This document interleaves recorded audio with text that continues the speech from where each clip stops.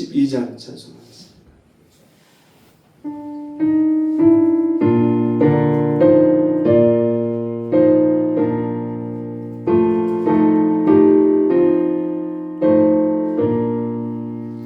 너는 진 걱정 말아라.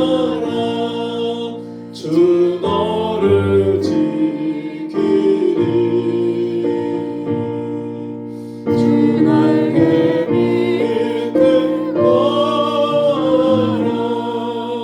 주 너를 지키리.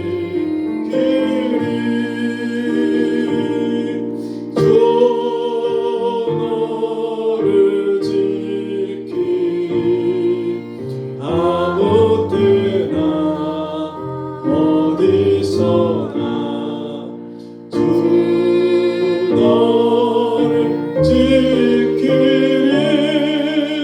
늘 지켜주시리.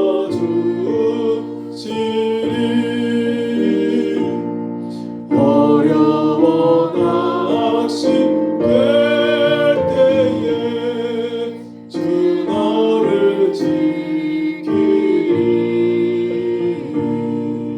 위험한 일을 당할 때 주 너를 지키리. 주 너를 지키리. 아무 때나 어디서나 주 너를 지키리. 늘 지켜주시리. 너 실컷 미리 아시고 주 너를 지키리. 구하는 것을 주시며 주 너를 지키리. 주 너를 지키리. 아무 때나 어디서나 주 너를 지키리. 늘 지켜주시리.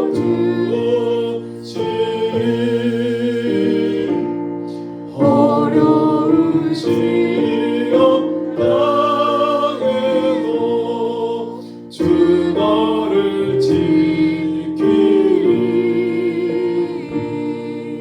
구주의 품에 거하라. 주 너를 지키리. 주 너를 지키리. 아무 때나 어디서나 주 너를 지키리. 늘 지켜주시리.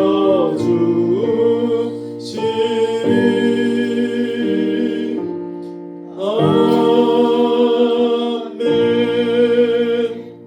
오늘 하나님 주신 말씀 이사야 30장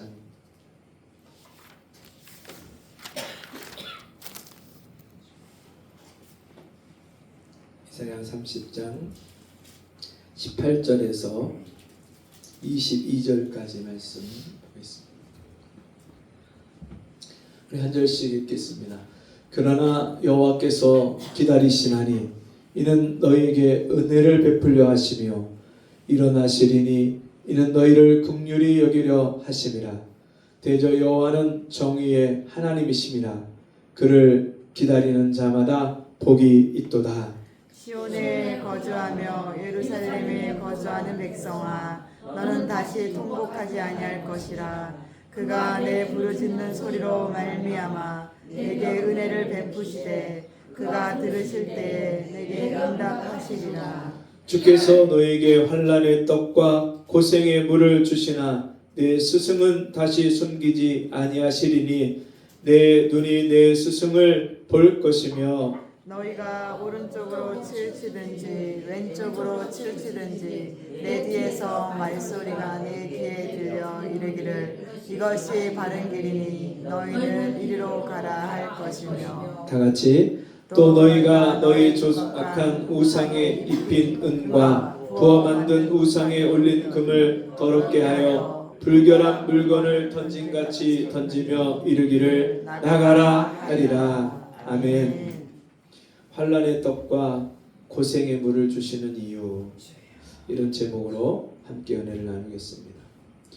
여러분, 욥기서 말씀에 보면 인생은 고난을 위하여 났나니 불티가 위로 나름 같으니라, 그렇게 말씀합니다.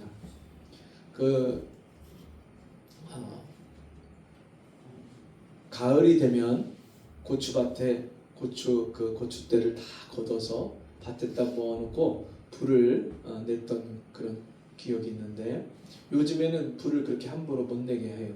이제 산에 옮겨 붙을 수가 있으니까. 근데 그 불을 내면요, 이 고추대가 타면서 타닥타닥 타면서 재가 위로 올라가는데 끊임없이 계속 올라가요. 하나만 올라가는 게 아니라 여기저기서 수십 개가, 수백 개가 계속 그 재가 그 불길을, 그 더운 열기를 쫓아서 하늘로 높이 올라가는데 까맣게 올라갑니다. 어디까지 올라가는지도 보이지도 않고 그것이 언제 떨어지는지, 어디 떨어진지도 보이지 않을 만큼 계속해서 그 불티가 올라가는데, 마치 우리 인생이 고난이 끝없이 계속해서 올라가는 그런 인생과 같다, 그렇게 욥기서에 나옵니다. 여러분, 인생을 살다 보면 우리가 원치 않는 그런 고난과 어려움들을 만나게 됩니다. 여러분, 그런데 이 고난을 만날 때, 환난을 만날 때 사람들의 반응이 각각 다 다릅니다. 어떤 사람은 자기 인생에 그냥 팔자려니 생각하고, 그냥 내 인생이 뭐 그렇지, 내 인생이 잘 될 일이 있나, 뭐 이렇지 뭐, 그리고 아예 자포자기하고 아무런 기대도 소망도 없이 사는 사람도 있는가 하면, 어떤 사람은 굉장히 분노합니다. 왜 내가 열심히 살았고, 그래도 내가 바르게 착하게 살려고 했고, 남한테 해악 끼치고 내 나름대로 그렇게 노력하고 살았는데 왜 나에게 이런 일이 일어나냐고, 그냥 아무런 대상이나 아무런 그 특정한 사람이나 대상 없이 막 분노하고 화를 내는 사람도 있어요. 그런가 하면 믿음의 사람은, 하나님의 사람은 하나님이 왜 나에게 이런 일을 허락하셨을까 하고 자기 인생의 그 환난과 고생과 고난을 하나님 앞에 나아가서 그 이유를 묻는 사람들이 있습니다. 우리 성도들은 인생의 어려운 문제를 만날 때 그 인생을 부모 탓을 하든지 남 탓을 하든지 아니면 자기 인생을 저주하고 낭망하고 절망하든지 그런 것이 아니라 하나님 앞에 우리의 인생의 문제를 가지고 나가서 하나님, 왜 나에게 이런 일이 있습니까? 하나님께 묻고 하나님께 답을 찾는 것이 우리 성도의 삶인 줄 믿습니다. 여러분, 하나님 외에 사랑하는 성도들, 하나님이 핏값을 주고 사신 하나님의 백성들, 자기 아들을 십자가에 내어 주시기까지 사랑하신 우리 주의 사랑하는 자녀된 저와 여러분은, 우리 백성들, 하나님의 자녀들에게 왜 이런 인생의 고난을 허락하실까요? 하나님이 우리가 어려움 당하면서 얼마나 힘들고 어려운지, 그 일을 버거워하는지, 그 일 때문에 막막하게 여기고 답답하게 여는지 하나님이 우리 마음을 전혀 모르시기 때문에 그러실까요?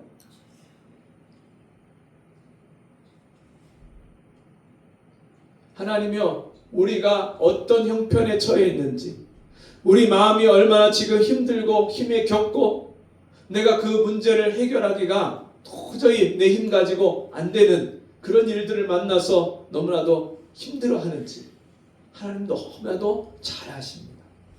그런데 하나님이 우리 인생의 그런 문제를 허락하실 뿐만 아니라 하나님이요 그런 인생 가운데 우리를 기다리신다고 말씀합니다. 오늘 본문의 말씀에 보니까 그러나 여호와께서 기다리시나니 이는 너희에게 은혜를 베풀려 하시며 일어나시리니 이는 너희를 긍휼히 여기려 하십니다. 여러분 하나님이 어떻게 하신다고요? 지금 우리를 기다리신다 말씀합니다. 지금 이 본문의 말씀은요, 이사야 30장에 있는 말씀은 이사야 선지자는 요담, 아하스, 우시야, 또 히스기야 이런 왕들이 다스리던 통치하던 유다 시대의 선지자입니다. 근데 하나님을 경외하지 않고 이방 우상을 섬기고 바알과 아스다로 신상을 만들어 놓고 거기에 절을 하고 섬겼던 아하스나 우시야 왕이나 이런 왕들이 다스릴 때 여러분 이 하나님의 진노가 이스라엘 백성들 유다 나라에 하나님의 진노가 임해서 이방 나라가 쳐들어와서 나라가 어려움을 당하고 곤란을 겪습니다.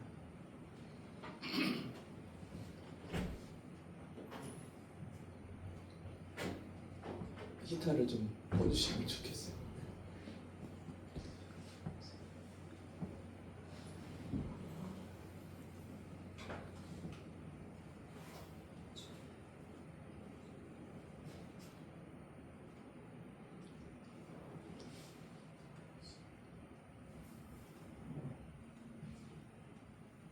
방향을 잘 맞춰서 전원 버튼을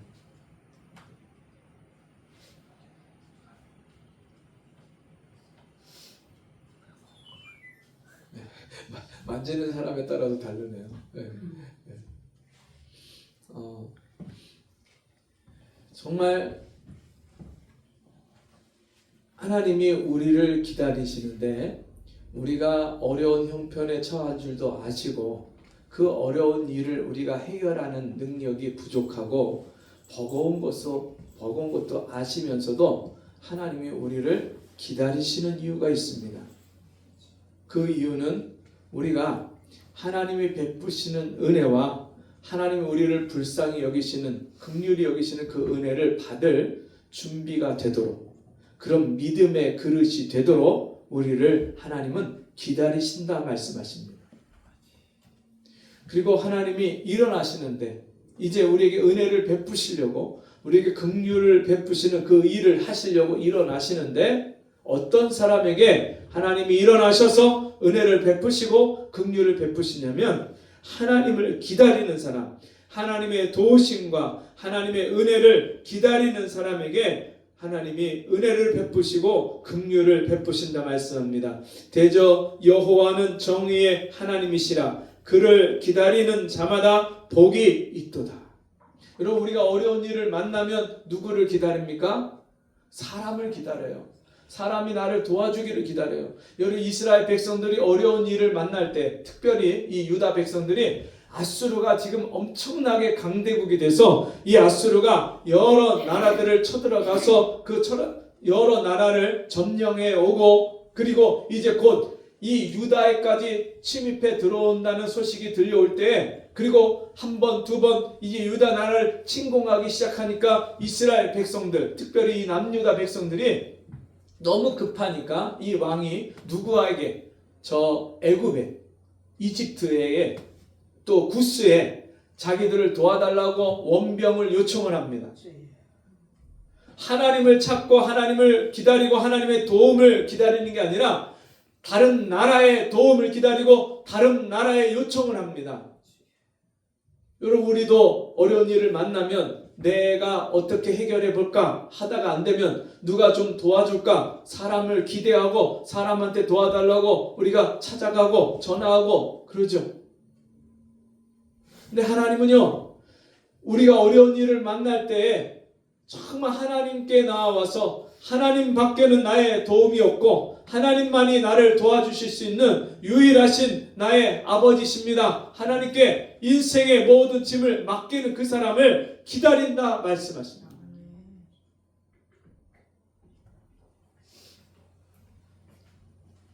그들의 삶을 우리가 살펴보면 하나님께 맡기는 사람, 하나님을 기다리는 사람, 하나님의 은혜 베풀어 주시는 사람은 어떤 사람들이냐? 19절 시온에 거주하며 예루살렘에 거주하는 백성아 너는 다시 통곡하지 아니할 것이라. 아멘. 시온에 거주하며 예루살렘에 거주하는 백성아. 여러분 시온, 예루살렘 이것은 구약에서 하나님의 이름으로 일컫는 백성들이 모여있는 그들이 거주하고 사는 곳을 시온이다, 예루살렘이다 그렇게 말씀합니다. 지금 이 땅에서 하나님의 거룩한 이름, 하나님이 우리를 구원하신 그 아들 예수 그리스도의 이름을 믿어 구원받은 하나님의 백성들이 모이는 곳이 어디입니까? 교회예요. 예. 지금도 하나님의 눈이, 하나님의 관심이, 하나님의 마음이 향해 있는 곳, 하나님의 백성들이 지금도 원통한 마음을 가지고 애통하는 심령을 가지고 하나님 앞에 나와 부르짖고 은혜를 구하는 그 백성들이 모여있는 곳, 그곳이 바로 교회입니다. 그 교회에서 떠나지 않고 교회를 항상 사모하고 그리워하고 그 교회에 마음이 가 있고 항상 그 교회를 중심으로 자기의 삶을, 자기의 인생을 살아가는 성도들, 그 성도들이 어떤 삶을 산다고요? 그가 내 부르짖는 소리로 말미암아 내게 은혜를 베푸시되 그가 들으실 때에 내게 응답하시리라. 여러분 항상 교회 안에 함께 모여서 같은 마음을 품고 다른 성도들의 문제를 끌어안고 내 문제뿐만 아니라 다른 성도들의 아픔을 내 아픔처럼 여기고 같이 마음을 쏟아서 기도하는 그런 사람들은 하나님 앞에 부르짖을 일이 얼마나 많은지 몰라요. 당장 내게 급한 일만 부르짖는 게 아니라 다른 성도들의 문제를 같이 함께 끌어안고 하나님 앞에 엎드리고 부르짖고 간구하고 도와달라고. 여러분 지금 기도할 일이 얼마나 많습니까? 여러분 이 나라를 위해서 기도해야죠. 모든 권세는 위로부터 주신 권세라고. 그래서 너희는 위에 있는 권세에 복종하라 말씀했는데 여러분 지금 대통령을, 하나님이 나라의 대통령을 세웠는데 그 대통령이 탄핵돼서 탄핵소추 심판을 받으면서 지금 구치소에 갇혀 있어요. 나라의 중요한 결정을 할 수 있는 그 중요한 자리에 위치에 공석이 돼버렸어요. 대통령만 공석인가요? 국방부 장관, 행안부 장관, 방통위원장은 이제 그 소추가 기각돼 갖고 다시 복귀가 됐는데 모든 중요 보직에 있는 사람들, 군대에 있는 사령관까지, 참모장까지 다 지금 탄핵돼 갖고 지금 직무가 정지돼서 진짜 우리나라에 무슨 중요한 일이 생기면 결정할 수 있는 결정권자들이 중요한 자리에 없어요. 이게 얼마나 큰 일인지 몰라요. 여러분 갑자기 아버지가 외국에 나가 있는데 갑자기 집안에 어려운 일이 생겼어요. 애들은 어려요. 그러면 엄마가 그 일 때문에 혼자 해결을 해야 되는데 어떻게 해결을 해요? 상의할 수도 없어요. 또 상의한다고 해도 와서 도와줄 수가 없어요. 지금 우리나라가 그런 상황이에요. 근데 우리가 진짜 그냥 나 그냥 오늘 밥 세끼 먹고 그냥 먹고 살고 있으니까 괜찮지. 이러고서 우리가 아무런 일도 하지 않고 손 놓고 있다면 여러분 정말 이 나라를 위해서 누가 부르짖고 기도하겠어요? 우리 성도들이 어려울 때마다, 이 나라가 어려울 때마다 성도들이 앞장서서 하나님 앞에 목놓아 부르짖으면서 이 나라가 위기를 넘고 어려울 때 하나님의 도우심을 받으면서 여기까지 온 거예요. 여러분 1.4 후퇴 때 우리나라가 어디까지 밀렸어요? 저 부산까지 밀렸어요. 포항, 부산 거기 아주 그 낙동강 이남 지역 거기만 남고 나머지는 다 밀렸어요. 이제 거기만 밀리면 끝나는 그런 상황. 그때 교회가, 성도들이, 피난민들이 저 북한에서 평양의 예루살렘이라고 일컬을 정도로 교회가 많고 부흥됐던 그런 성도들이 밀려서 피난을 와서 저 부산까지 피난을 왔는데 그 성도들이 부산에 있는 초량교회에 같이 모였어요.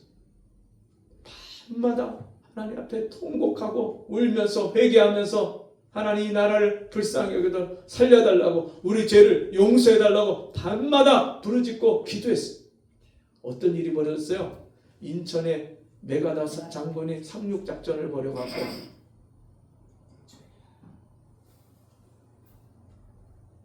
5%도 안 되는 그 성공 확률을, 거기에 도저히 그 조수 간만에 차가 높아갖고 거기에는 배를 갖다 댈 수가 없는 곳이에요. 거기로 상륙할 거라고는 상상을 못했던 곳이에요. 이 나라가 위험할 때마다 성도들이 나라를 위해서 그렇게 하나님 앞에 부르짖었어요. 여러분, 우리가 이 나라를 위해서 부르짖고 기도해야죠. 하나님이 네가 부르짖을 때 내가 네게 응답하겠고 네 부르짖음을 들으리라, 그렇게 말씀했어요. 우리가 그냥 허공에다 대고 아무런 대상도 없이 부르짖는다면 정신 나간 사람이죠. 쓸데없는 짓 하는 거죠. 비싼 밥 먹고 할 일 없어 잠 안 자고 교회 나가고 부르짖고 기도해요? 세상 사람들이 보면 이게 정신 나간 거예요. 네. 근데 우리 기도를 들으시는 분이 계세요. 우리 부르짖음에 응답하시는 분이 계세요. 지금도 나라를 위해서, 이 나라 이 백성을 위해서 기도할 때 하나님이 들으시고 응답하세요. 하나님의 긍휼의 손을 거두지 않고 하나님이 지금도 이 땅을 향해서 불쌍히 여기시고 긍휼을 베풀어 주시기 위해서 기다리시는 줄 믿습니다. 어떤 사람들을 기다립니까? 하나님 앞에 목 놓아서 부르짖는 사람들을 기다리십니다. 주께서 너에게 환난의 떡과 고생의 물을 주시나. 여러분, 어려운 일을 당하면 진짜 먹고 사는 일이, 여러분 당장 먹을 게 있어도 넘어가질 않아요. 불안해서, 걱정이 돼서, 근심이 돼서 밤잠을 못 자니까 이 입이 다 말라서 모래알 씹는 것처럼 밥이 넘어가지 않고, 물 한 모금도 마실 겨를이 없이 동분서주하면서 이리 뛰고 저리 뛰며 하면서 정말 그 문제를 해결하기가 바쁜 거예요. 근데 그런 일을 하나님이 우리에게 허락하셨을 때는 뭐 하라고요? 하나님의 은혜와 긍휼을 구하라고 하십니다. 환난의 떡과 고생의 물을 먹이시는 이유가 있습니다. 그 일을 통해서 우리가 그리스도 예수 앞에, 십자가 앞에 가까이 나가는 은혜를 받습니다. 주께서 너에게 환난의 떡과 고생의 물을 주시나 내 스승은 다시 숨기지 아니하시리니 내 눈이 내 스승을 볼 것이며. 여러분, 예수님이 제자들에게 너희가 나를 주라 선생이라 그렇게 말하는데 옳도다. 내가 너에게 주와 선생이 되어서 말한다. 그렇게 말씀합니다. 여러분, 우리의 선생, 우리의 스승, 우리 인생이 어디서 와서 왜 살고 무엇을 위해서 어디로 향해 가는지 우리에게 가르쳐 주시는 유일한 한 분이 예수예요. 우리가 이 사망의 음침한 골짜기에서 어떻게 구원받을 수 있는지, 벗어날 수 있는지, 도움을 받을 수 있는지 우리의 유일한 도움이 되시는 분이 예수예요. 우리가 이 땅에서 환난을 만나고 고생을 만날 때 그 일을 어떻게 감당하고 이길 수 있는지 우리에게 승리를 주시는 분이 예수예요. 예수님이 십자가에 죽으시고 십자가에서 우리의 죄와 사망의 문제를 다 해결하셨기 때문에 내가 다 이루었다 말씀하신 그 주님이 우리의 모든 문제와 모든 상황을 역전시키고 그것을 뛰어넘게 하시고 이기게 하시는, 승리하게 하시는 승리의 주이시기 때문에 여러분, 우리가 이런 환난의 떡과 고생의 물을 먹을 때 우리의 참 스승이 되시는 예수 그리스도를 만날 수 있는 기회가 되는 거예요. 여러분, 인생의 문제 앞에서 주님 앞에 무릎 꿇고 기도하면 여러분 누가 보여요? 예수님의 십자가가 보여요. 여러분, 우리는 이 정말 인생의 조그만 일을 만나도 너무나도 버겁다고 힘들다고 그렇게 하는데, 여러분, 예수님이 십자가를 지실 때는 이 땅에 있는 모든 사람들의 죄와 저주와 하나님 앞에 받을 심판과 형벌을 다 짊어지고 하나님 아버지에게서부터 버림받고 끊어져서 그 관계가 생명이 끊어지면서 이 땅에 버림당하고 십자가에서 저주받고 음부에까지 내려지시면서 주님이 그 고통을 다 감당하십니다. 그냥 살이 찢기고 피가 터지고 그것만 고통이 아니라 하나님 아버지에게로부터 끊어지는 그 아픔, 버림받는 아픔, 생명이 끊어지는 아픔. 여러분, 우리가 환난의 떡과 고생의 물을 마실 때 그 주님의 십자가 앞에 나가는 거예요. 제가 우리 기마친 성도를 신방을 가서 기도하면서 주님이 이 침상에서 십자가의 주님을 좀 만나게 해주세요. 그 십자가의 주님 앞에, 나 때문에 십자가를 지신 그 주님 앞에 내가 얼마나 하나님 앞에서 잘못 살았는지, 잘못된 죄인인지 깨닫고 회개하게 해주세요. 제가 이런 일을 만나서 밤마다 철야를 하고 기도하면서 하나님이 얼마나 제 마음에 회개할 것들을 많이 주시는지 모릅니다. 여러분, 환난과 고생이 그 자체는 우리에게 너무나도 힘들고 버거운 일이지만 여러분, 그 일을 통해서 하나님은 하나님을 사랑하는 자, 곧 그 뜻대로 부르심을 입은 자들에게는 모든 것이 합력하여 선을 이루게 하느니라. 하나님이여, 우리의 생각과 방법과 다르게 하나님은 그 모든 일을 통해서 우리가 할 수 없는 방법을 통해서 하나님은 가장 좋은 것을 우리에게 주시는 선하신 하나님인 줄 믿습니다. 우리가 이 어려운 때에 기도하고 부르짖을 때에 우리에게 이런 것들을 깨닫게 하시는 예수 그리스도를 만나는 기회가 되는 줄 믿습니다. 너희가 오른쪽으로 치우치든지 왼쪽으로 치우치든지 네 뒤에서 말소리가 내 귀에 들려 이르기를 이것이 바른 길이니 너희는 이리로 가라 할 것이며. 그럼 우리가 환난을 만나지 않으면요, 우리 자신이 잘 살고 있는 줄로 생각할 때가 참 많아요. 네. 내가 이만하면 괜찮게 살고 있구나. 근데 아니에요. 어려운 일을 만나서 하나님 앞에 부르짖고 기도하면서 하나님 가까이 가서 보면 하나님의 눈으로 나를 보게 되고 내 삶을 돌아보게 되는데 얼마나 고칠 것이 많고 잘못된 것이 많은지 몰라요. 왼쪽으로 치우치기도 하고요, 오른쪽으로 치우치기도 해요. 근데 하나님의 말씀이 우리에게 가르쳐주는 바른 길을 알지 못하는데 환난 중에 우리가 하나님을 부르짖고 찾으면 하나님이 우리에게 바른 길을 가게 하셔요. 마음과 생각이, 우리의 삶이 잘못된 것들을 바로 잡아주세요. 그래서 그런 일들을 수없이 겪은 다윗이 고백한 고백이 뭡니까? 고난 당한 것이 내게 유익이라. 고난 당하기 전에는 내가 그릇 행하였더니 잘못 갔는데, 잘못 행했는데 고난 당함으로 주의 율례를 배웠나이다.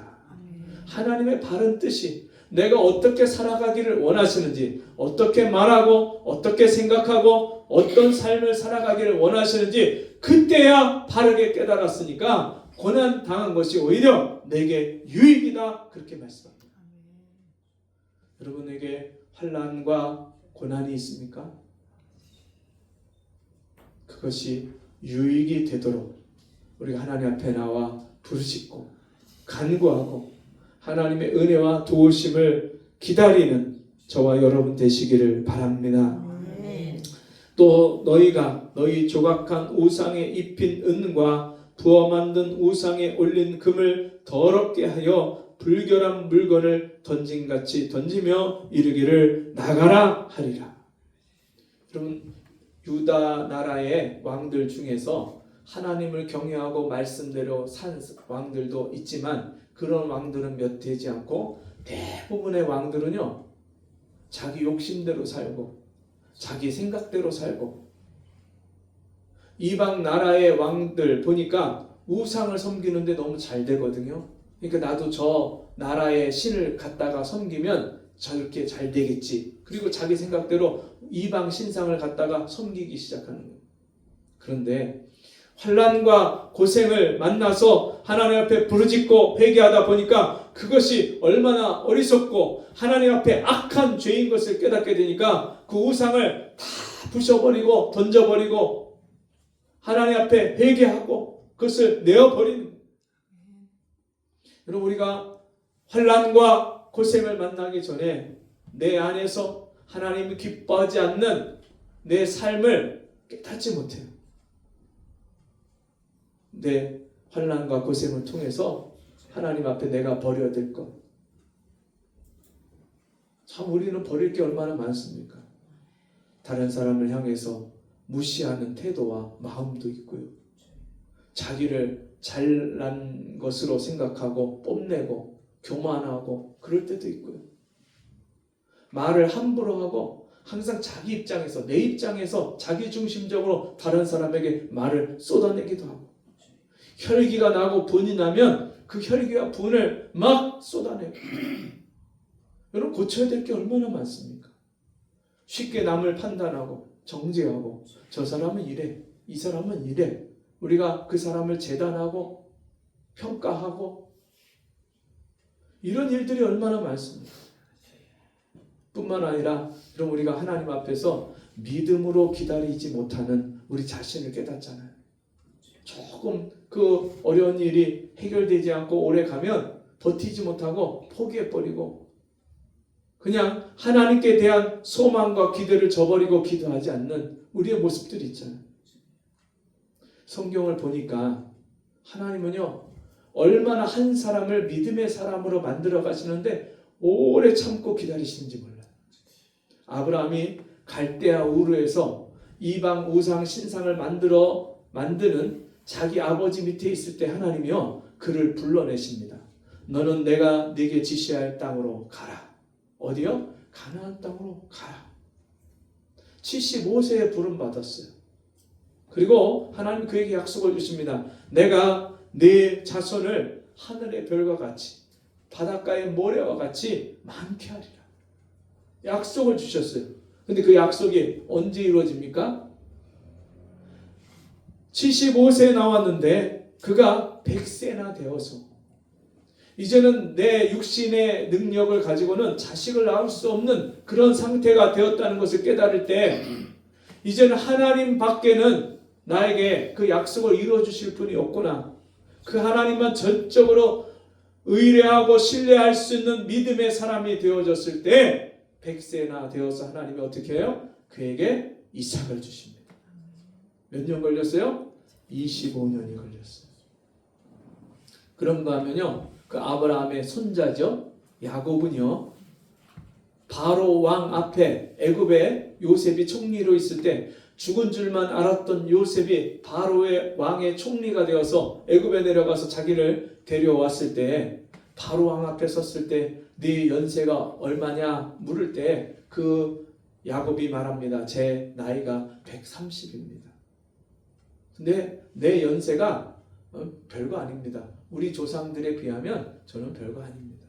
그러면서 하는 말이 뭐라고 합니까? 내가 험악한 세월을 살았나이다. 여러분 야곱이 삶 속에서 하나님의 은혜를 수없이 경험을 했어요. 그럼에도 불구하고 그에게 잘못된 마음가짐, 잘못된 비뚤어진 사랑이 있었는데 그게 뭐냐면 자기가 라헬과 레아 두 아내를 얻게 됐는데 그 두 아내 중에서 레아는 이쁜 것이 별로예요. 누가 더 이쁘냐면 라헬이 너무 이뻐요. 그러니까 라헬만 편애하고 사랑하는 거예요. 그러니까 하나님이 누구에게 자식을 먼저 주세요? 레아에게 자식을 먼저 주세요. 근데도 깨닫지 못해요. 기다리고 기다리다가 결국에 하나님이 라헬도 불쌍히 여겨서 요셉과 베냐민 두 아들을 마지막에 주십니다. 11번째 아들, 12번째 아들. 그런데 문제는 그 라헬에게서 기다리던 자식이 태어나니까 다른 11명의 자식보다도 특별히 누구를? 요셉을 편애하고 사랑하는 거예요. 자기 12아들들을 골고루 사랑하는 게 아니라 그 중에서 요셉만 편애하고 사랑하니까 다른 아들들이 요셉을 질시하고 질투하고 나중에 미워서 죽이는 거예요. 죽이려고 하다가 나중에 팔아버리는 거예요. 노예로 파는 거예요. 그 가정의 환난 풍파가 어디서부터 시작이 돼요? 야곱이 자기 자식을 편애하고 자기 아내를 편애하는 데서부터 시작이 되는 거예요. 그게 온전한 사랑이 아닌 거예요. 육신의 생각과 잘못된 마음가짐을 하나님이 고치시는데 그렇게 오랫동안 걸리는 거예요. 요셉이 애굽으로 팔려간 줄도 모르고 짐승에게 찢겨서 죽은 줄 알고 그 자식을 잃어버린 줄 알고 이제 요셉과 베냐민 두 아들, 라헬에게서 낳은 아들 중에서 이제 베냐민만 남았는데 내가 이 자식까지 잊어버리면 안 되지 하고 베냐민을 싸고 놓지 않고, 다른 아들들은 안중에도 없어요. 아들 취급도 안 해요. 베냐민만 그렇게 안고 사니까 하나님이요, 그 베냐민까지도 하나님 앞에 맡기고 버리게끔 하시는 그 믿음이 걸리는데 130년이 걸렸어요. 그리고서는 베냐민이 오지 않으면 애굽에서 곡식을 얻을 수가 없습니다. 살 수가 없습니다. 이 곡식을 사오지 않으면 우리 식구들 다 여기 70명이 굶어 죽습니다. 아버지, 베냐민 데리고 가야 됩니다. 그러니까 마지막에 야곱이 하나님 앞에 두 손을 듭니다. 내가 베냐민을 잃으면 잃을 것이다. 하나님이 너희와 우리 베냐민과 함께 하시기를 내가 원한다. 그리고 마지막에 하나님께 그 모든 일들을 전적으로 다 의지하고 맡기는 믿음이 됩니다. 그때 죽은 줄만 알았던 요셉이 자기를 초청해서 애굽에 내려와서 17년을 더 사는데 이 야곱이 거기서 남은 인생을 이제 염려 근심 걱정이 없이 그 아들들이 봉양하는 그 지극한 효도를 받으면서 그 야곱의 인생을 마칩니다. 하나님은 오늘도 우리를 그렇게 기다리십니다. 우리의 믿음이 하나님의 은혜와 긍휼을 받을 수 있는 믿음이 될 때까지 우리를 향해서 지금도 하나님의 그 놀라우신 복과 은혜를 부어주시려고 기다리시는 그 선하신 하나님을 전심으로 의지할 때까지 하나님은 지금도 우리를 기다려주십니다. 저와 여러분이 인생의 환난과 이 고난과 고생을 만났을 때 나를 지금도 변함없이 사랑하시고 여전히 그 사랑을 우리에게 부어주시면서 기다리고 계신 그 주님 앞에 나아가서 부르짖으시고 하나님의 은혜와 긍휼이 내 삶의 복으로 나타날 때까지 내 삶에 응답하시는 그 하나님의 응답을 보기까지 마음을 다해서 온 힘을 다 쏟아서 함께 부르짖으시는 저와 여러분 되기를 주의 이름으로 축원합니다. 아멘. 우리 함께 기도하겠습니다. 우리 기도할 때 주님, 내가 지금까지 환난과 고생을 만나고 내 인생을 살아가면서 왜 나에게 이런 일이 닥치냐고 때로는 원망하고 불평하고 자포자기하고 어리석게 세상 사람처럼 살았던 것을 주님 용서해 주시고 지금도 나를 기다리고 계시고 나의 은혜 베푸시려고 나에게 정말 하나님의 긍휼을 베풀어 주시려고 기다리고 계시는, 나에게 복 주시려고 기다리고 계시는 그 주님을 바라보지 못했습니다. 내 삶 속에 주님, 날마다 주님을 바라보게 해 주옵소서. 믿음의 주여 온전케 하시는 예수를 바라보게 해 주옵소서. 십자가의 주님께로 가까이 가는 시간이 되게 해 주옵소서. 우리 주여 한번 부르고 기도합니다. 주여.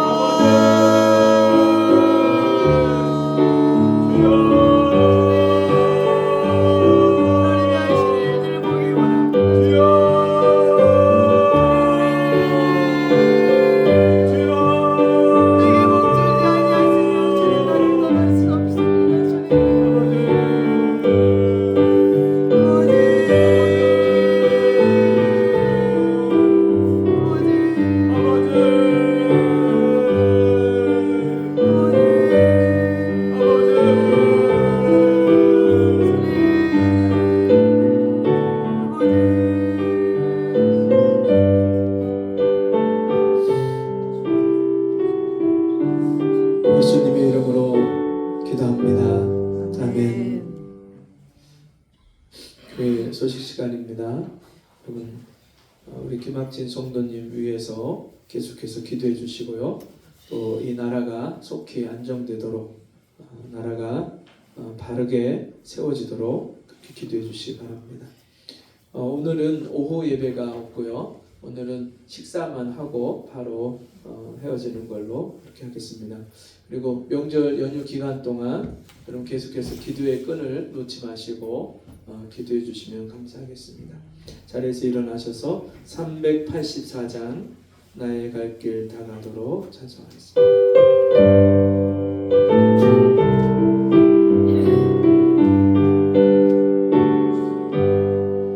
나의 갈 길 다가도록 예수 인도하시니 내 주 안에 있는 오늘 어찌 의심하리요. 믿음으로 사는 자는 하늘 위로 받겠네. 무슨 일을 만나든지 만사형통하리라. 무슨 일을 만나든지 만사형통하리라. 나의 갈 길 다가도록 예수 인도하시니 어려운 일 당한 때도 족한 은혜 주시네. 나는 심히 고단하고 영원 매우 가련한 나의 앞에 반석에서 샘물 나게 하시네. 나의 앞에 반석에서 샘물 나게 하시네. 나의 갈 길 다가도록 예수 인도하시니 그의 사랑 어찌 큰지 말로 할 수 없도다. 성령과 받은 영혼 하늘 날아갈 때에 영영 모를 나의 찬송 예수 인도하셨네. 영영 모를 나의 찬송 예수 인도하셨네.